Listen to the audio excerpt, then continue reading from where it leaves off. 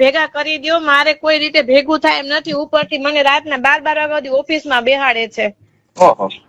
હું કાલે 12:30 વાગે, રાતના 12:30 વાગે બહુમાળી ભવનની ઓફિસમાંથી નીકળી. વિચાર કરો મારી હાલત કેવી હશે એમ.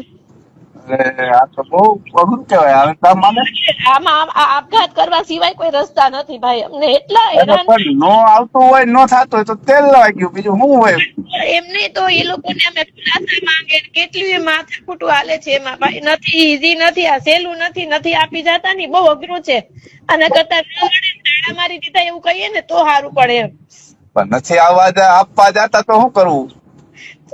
મેસેજ મૂકી દઉં હજી પાછો અત્યારે કે ભાઈ તમારે તાત્કાલિક બધા ફોર્મ મારા ઘરે જમા કરો.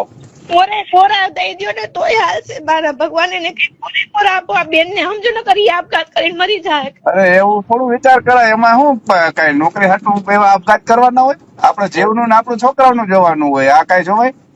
એટલે અમારે ઉપરથી નથી સમજતા વાત છે ભાઈ. એમાં બીજો રસ્તો કઈ નથી. એમ હાલો નોકરી એ મૂકી દે, પણ અત્યારે તો એ મૂકવા ન દે, નોકરી નથી મૂકવા દે. તમે અરજી કરી કે મને એટેક આવી ગયો છે ભાઈ, તમે મને આમાંથી બાદ કરો, તો એ નથી માનતા.